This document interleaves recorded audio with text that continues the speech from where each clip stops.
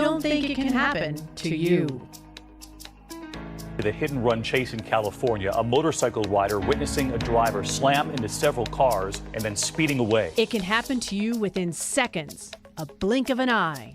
Tonight about the man suspected of killing a woman in a hit-and-run and his plan to evade justice. When you take your eyes off the road for just seconds, when you're driving your car, oh, yes, it can happen to you. See, it's not a matter of if, it's a matter of when. When the sands of time will run out within your hourglass.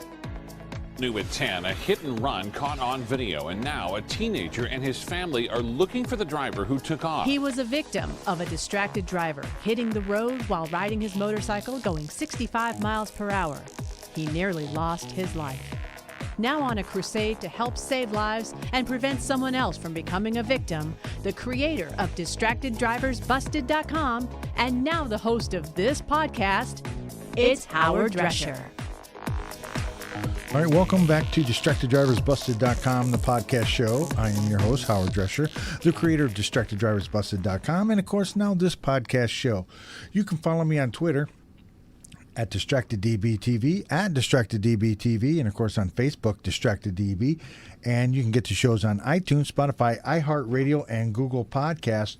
Just type in the keyword DistractedDB and you can get all that information. Okay, so it has been, seems like a month. It really does. It seems like a month since I have done a podcast show. And I don't know if it's because of the weather changing, the time zone seems like everything's changing. It's starting to get darker, earlier. I feel like some of my energy that I used to have is just being sucked out of my body for some reason, somehow. And I kind of think maybe it was from when I had that surgery and I wasn't able really to do any kind of podcast shows while I was in recovery. And just psychologically, it just might have you haven't done it for a while. Why do you want to do it now? Well, I want to do these podcast shows, and I got to really, really get back to these podcast shows as I feel that they're important. Today's podcast show will have a little bit of a, residency for that, if you will. It will be my will testament, if you will. It's what I believe in. And I know it's been about a month since I've done a podcast show, and I do appreciate everybody who has been following me and who has been keeping up with my podcast when I actually do it. I really, really appreciate it. Hopefully, now that some of the workload at my office is kind of tempered down a little bit, maybe I'll have more energy to do this. The thing is, I just got to get up and do it. And there's people out there that kind of really, really need my help. And I'm really beginning to think, students happen to be the biggest culprits that I'm looking at right now. And the story today that I got where 3 young females were involved in a crash on Friday night kind of makes me think that, hey, maybe I need to step this up a little bit. I need to probably get some guests that I got. I need some driving education instructors on my podcast show.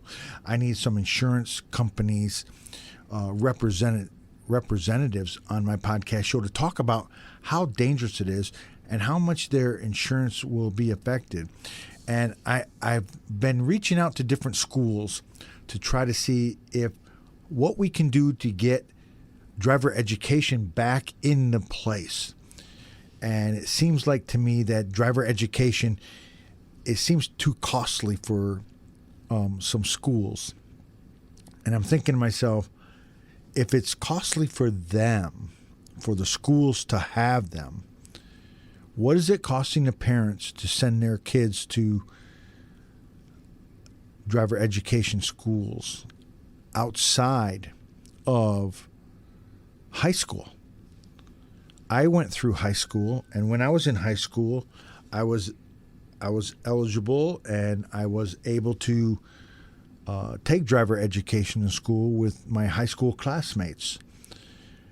And I think it was very, very beneficial, and I often talk about that wholeheartedly. I still think driver education school, you can't put a price on it.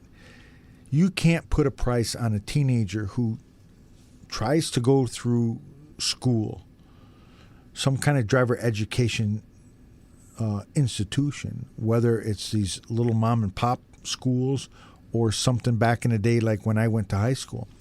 I think it's very important that you have these kinds of schools because of the fact that they will help you and they will teach you. You know, we went through like, I think 6 months of 3-day classes in school. Maybe it might have been 3 or 4 months. I couldn't really remember. But the thing is, it's kind of important because it's a necessity to the point where it will help you get your motorized skills sharpened up. And I know a lot of the videos that I used to see in high school, in driver education school, it made me feel and it made me think like, yeah, wow, I don't need this kind of crash to happen to me where somebody ends up dying or loses a limb or you end up killing a multiple amount of people on the road at one time. There's several car pileups in the last couple of weeks that I've heard in different states.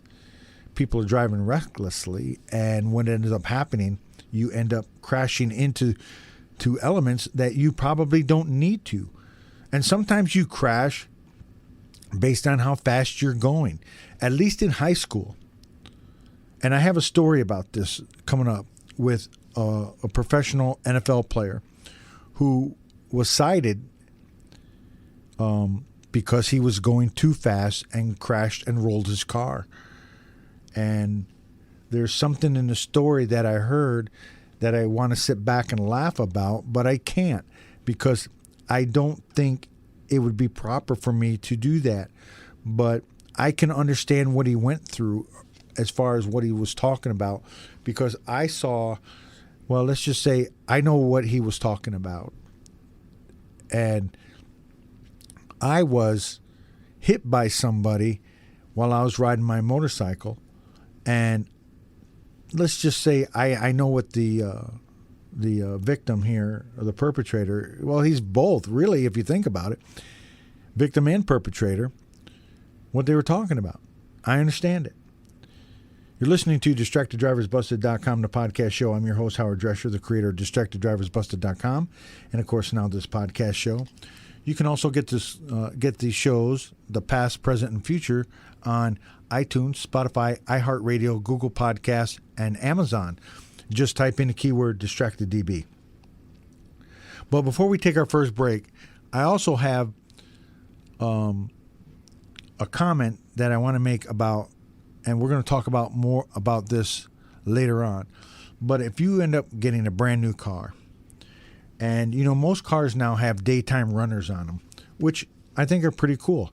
Daytime runners are actually pretty cool. You know, my car, when I put it in drive, my headlights come on. They're daytime headlights.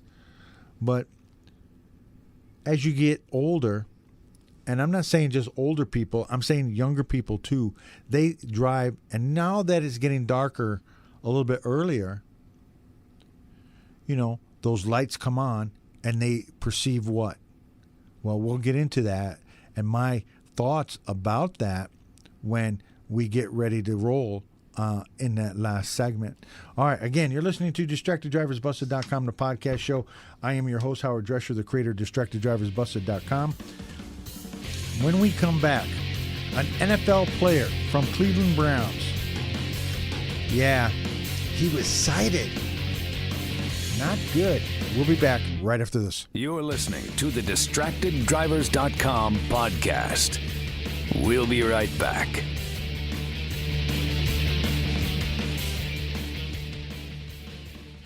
Ladies and gentlemen, we have arrived in Philadelphia. Local time is 3:05 p.m. and the temperature is 67 degrees. At this time, you are now free to use your cellular devices. You know that feeling when you get to turn your phone on after the plane lands? You can have that feeling every time you drive. Make sure your cell phone is stowed away whenever you are behind the wheel. Visit StopTextStopWrecks.org, a message brought to you by the National Highway Traffic Safety Administration, Project Yellow Light, and the Ad Council. Hey, it's me, your cell phone. We need to talk about something serious. I know you love me, I know you like using me wherever you are, but I feel like this isn't working out when you're driving. I know you may think that it's possible to focus both on me and the road, but I just don't feel the same way. I think we should spend time away from each other when you're driving. It's for the best. Visit StopTextStopWrecks.org. A message brought to you by the National Highway Traffic Safety Administration, Project Yellow Light, and the Ad Council. Honey, are you ready to go to the party? We're late. What? Yeah, don't worry. I'll be ready in 5 minutes, babe. Really? Can you get off the phone? I'm already ready. We're going to be late. Yeah. Don't worry. I'm almost done. Let's go. Come on. Oh, okay, honey. Let's go. Can you be ready next time? I feel like I'm always ragging on you to get ready for these types of parties. Yeah. Isn't the man supposed to be waiting on the lady anyway? I'm sorry, babe. I know I say this all the time, but I promise. Next time, I really promise next time I'll be ready, and I'll be ready to go by the time you get home. Gosh.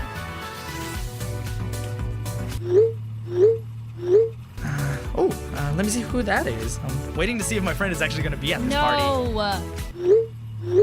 Leave your phone alone. You know that scared me last time. You nearly hit someone walking in a crosswalk. What? No, you're crazy. Look, I told you don't tell me what to do. I got this. Stop the car.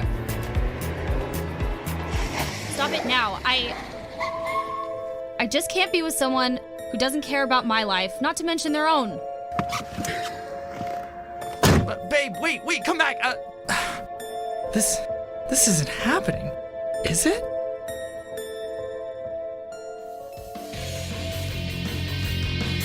Now, back to the DistractedDrivers.com podcast. All right, welcome back to DistractedDriversBusted.com podcast show. Again, I'm your host, Howard Drescher, the creator of DistractedDriversBusted.com, and of course now this podcast show. You can follow me on Twitter at DistractedDBTV, at DistractedDBTV, and of course on Facebook, DistractedDB. And you can get the shows on iTunes, Spotify, iHeartRadio, and Google Podcast. Just type in the keyword DistractedDB. All right, so before we took the break, I indicated that our first story deals with an NFL player from the Cleveland Browns. Now, honestly, to tell you the truth, yesterday, I don't know if he even played in an NFL game because it sounded like his injuries were kind of severe because he was unable to write out a statement. So I guess he verbally gave his statement to the authorities, to the, Ohio State Highway Patrol. Well, what happened is that the Cleveland Browns defensive end Myles Garrett was involved in a crash. Now, I'm not really sure, but looking into this, there happened to be, I think, a lot more to this than what he was saying. Now, keep in mind, I didn't know this before, but I do know now that Myles Garrett in the last 5 years got like 7 speeding tickets. It kind of sounds like it's time for an Uber. Well, here's a story, and I got from WKYC Channel 3, and I appreciate them for allowing me to use the sound. Today, we received brand new video showing the aftermath of Myles Garrett's crash Monday afternoon. This comes after 3 News learned Garrett has received at least 7 speeding tickets over the last 5 years. Neil Fisher has been covering this story from the start and has the interview between Myles Garrett and an Ohio State Highway Patrol trooper.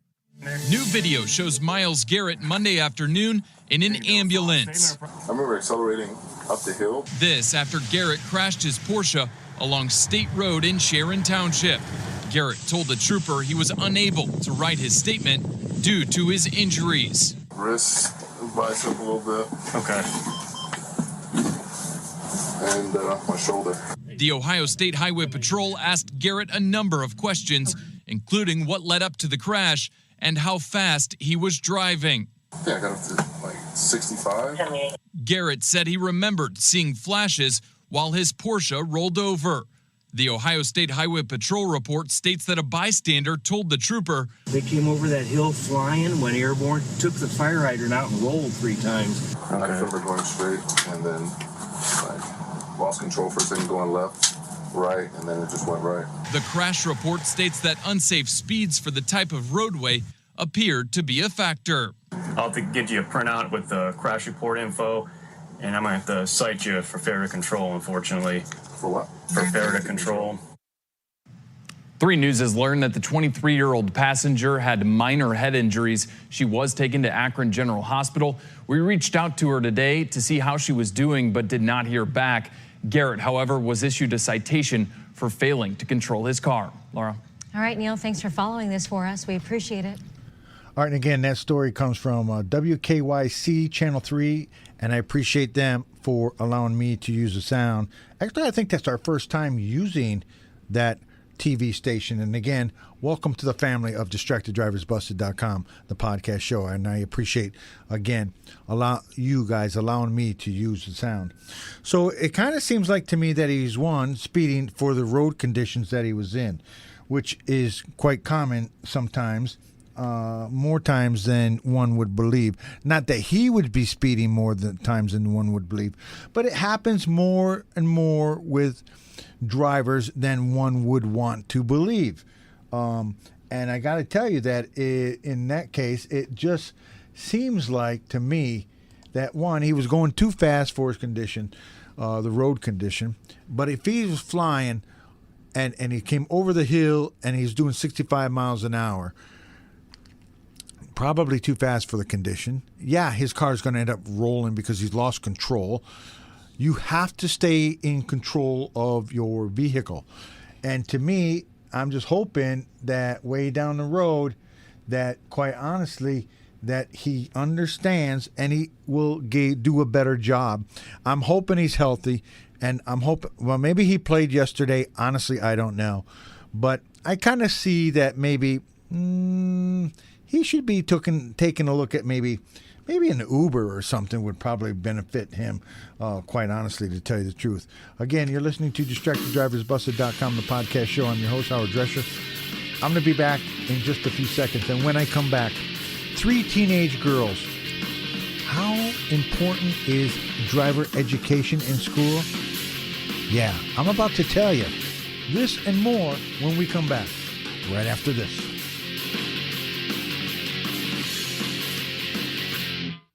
You're listening to the DistractedDrivers.com podcast. We'll be right back. Ladies and gentlemen, we have arrived in Philadelphia. Local time is 3:05 p.m. and the temperature is 67 degrees. At this time, you are now free to use your cellular devices. You know that feeling when you get to turn your phone on after the plane lands? You can have that feeling every time you drive. Make sure your cell phone is stowed away whenever you are behind the wheel.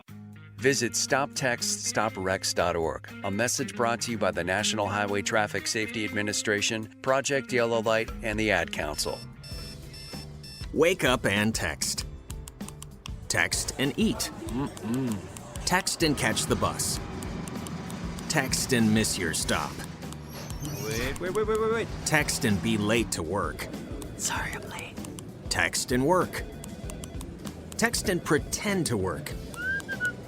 Text and act surprised when someone calls you out for not working.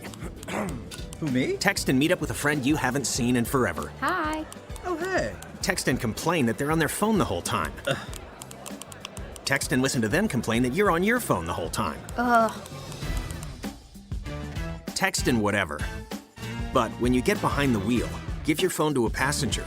Put it in the glove box. Just don't text and drive. Visit StopTextsStopWrecks.org. A public service announcement brought to you by the National Highway Traffic Safety Administration and the Ad Council. Now, back to the DistractedDrivers.com podcast. All right, welcome back to DistractedDriversBusted.com podcast show. I'm your host, Howard Drescher, the creator of DistractedDriversBusted.com, and, of course, now this podcast show. You can follow me on Twitter at DistractedDBTV, at DistractedDriversBusted.com, the podcast show. Yes, which I've mentioned that. I just lost my train of thought here for a second. I can't believe it. Okay, you can follow me on Twitter at DistractedDBTV, at DistractedDBTV, and, of course, on Facebook, DistractedDB. You can get the shows on iTunes, Spotify, iHeartRadio, Google Podcasts, and Amazon. Just type in the keyword DistractedDB. man, maybe I was a little bit distracted, which I was. I lost my train of thought for a second. All right. How important is driver's education in high school? I would have to say 110%. Yes, it's needed. It needs to be done because of the fact that teenagers sometimes think differently than we do as older adults. They think they can live forever, because I was a teenager once and I thought, no matter what, I will live just forever, because these old people, they don't know what they're talking about. They don't know what they're doing. I can live forever. No matter, you know what? I get banged up, I'm back up and walking around. They don't think of the long-term consequences. Somebody can get killed. Somebody can get injured. Somebody loses their life. Somebody loses a limb. Something. Their life will change in a blink of an eye. Just like Gina says in the opening, in a blink of an eye. Boom. Done. Over. Cancel Christmas. No Thanksgiving dinner. No Happy New Year. That's how simple it is. It's that way. And it's something that needs to happen. And I'm going to reach out to some schools to find out if they have driver education, and if not, why. Is it because it costs too much? Can you put a dollar sign or a price on a child, 16 years old, just got his or her license, goes out for the first time and does something stupid and ends up hurting somebody or themselves or killing themselves or somebody else? Then how would the school district feel then? Was the price worth it? No. Here's a story that I got from News 9 or 9 News out in Denver in regarding to first off, there's a high-speed chase involved. There were some gunshots, but the cops don't think that the gunshots came from the 3 girls. But they did crash into a house, but luckily nobody lost their life. And again, this story comes from 9 News, and they're out in Denver, and I appreciate them for allowing me to use the sound. Quite a scene here after a police chase in Highlands Ranch over the weekend, ending when a car crashed right into a house. Douglas County deputies pursued 3 teenage girls after they left a house party where police say someone fired a gun. At times, that chase hit double the speed limit, heading down winding roads of single-family homes before that car did come to a destructive stop. Well, neighbors say they want to know more about why the officers were chasing the car. Today, the sheriff is defending his deputies, and 9 News reporter Cole Sullivan spoke with him about the chase and the decisions made on the fly. Cole? Tommy says deputies followed department policy in chasing that car. No one got hurt, but an older couple was inside the house when the car crashed into it. The sheriff says the 3 teenage girls inside the car are to blame, not his deputies. And for them to flee the police, to cause the damage not only to themselves but to this homeowners is all on them. Douglas County Sheriff Tony Spurlock calls it good police work, even if it led to this, a car-shaped hole in a Highlands Ranch house. It started Friday night when deputies heard shots as they arrived at a house party half a mile away. They say a white Mercedes sped from the scene. What we call in our business, that's a clue. We saw that there was a car speeding away and we have shots fired. It could have been the persons that were in possession of a gun and may have been involved in a shooting. So we wanted to apprehend them. A neighbor's Nest camera captured the Mercedes and the deputies speeding down a winding street with homes on both sides. Another neighbor heard the car hit the house. Huge crash. He says deputies arrived within seconds from all directions. You know, they had guns drawn, and they were surrounding the area, surrounding the house, and, just basically were telling the occupants in the car to, stand down and come out with their hands up and sit. Inside the car, 3 teenage girls, 1 15-year-old and 2 16-year-olds, including the driver, now suspected of DUI. And they were traumatized. I mean, they were completely shocked. The sheriff says they may face charges for fleeing police, but deputies don't think they had anything to do with the shots fired. Ambulances brought 2 of the girls to the hospital with minor injuries. You know, it's sad to see young kids going through this, and I felt very sad for our neighbors. They're a lovely couple. The sheriff says there will be an internal inquiry into the pursuit, but he says his deputies did a great job. He says they're trained on how to safely pursue suspects and the circumstances under which it might be too dangerous to do so. He says that they are trained to do it safely. This did not end safely, though, so I wonder if policy might change to some extent as far as different neighborhoods. And that's a good question. Again, he's putting the blame squarely on the feet of these 3 teenage girls who didn't stop when the lights and sirens went on. All right. Thanks, Cole. All right, and again, that sound came from 9 News out there in Denver, and I appreciate the sound. 2 16-year-olds who were not driving, a 15-year-old in a car, and an older driver, probably 17, maybe 16. But the 2 16-year-olds that they identified and the 15-year-olds obviously were not driving. It's sad when I hear this, and then the older driver, whoever was driving, possible DUI. Now, what kind of parent would end up having their kids go out like that, bringing 15-year-olds and 16-year-olds and an older driver, and the older driver's out there getting drunk or possibly drunk and getting behind the wheel? That's nonsense. It's lunacy. Driver education, people. Driver education. That's all I can say. Driver education. All right, we got a few seconds here before we sign off on the show today, and I wanted to talk about when people get new cars and the daytime running lights. But then when it comes to nighttime, they drive with the daytime lights on, but then the back lights are off. They're not on. They assume that it is on because they see a little bit of headlights on the front as they drive, and it's starting to get dark, and as it's darkened a little bit earlier in the evenings now. There has been 3 cases in the last 2 weeks that I was driving down the road, and it's like 7, 8 o'clock at night, and they're driving with the daytime lights on, and there are people that are avoiding this vehicle with no lights, and you look at them and you wonder, dude, why aren't you turning on your headlights so your taillights would come on as well? So please, for all the car dealerships out there that are listening to me, please, for the love of God, please, on my behalf and behalf of millions of other drivers out there, teach the new drivers who get a new car, whether they could be new drivers or experienced drivers, how to turn the freaking lights on. Or what you do is you set it to auto, so no matter what, the car lights will come on and the back lights will be on as well. You have to teach them something, because there is nothing worse than driving down the road and you all of a sudden have to slow down and try to avoid somebody who has daytime running lights on, and again, no lights in the back. It is a mystery how these guys drive down the road and not turn those lights on. It is a mystery that one will never, ever understand, and I will never in my entire life be able to figure it out why they drive the way that they're driving. In any event, just please.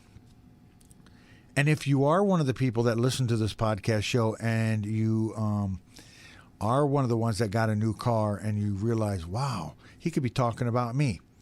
Just remember, when you go back out there, turn your headlights on. It is much safer. It is much easier for you to do that than having your new car totaled because somebody who was speeding down the road, zigzagging in and out, trying to beat other people on the road because they've been stuck in traffic because the idiot behind them or in front of them prior was involved in an accident, and they finally got around them because those drivers didn't have the lights on and somebody just smacked right into them, and next thing you know, they're stuck in traffic like I was a couple of different times.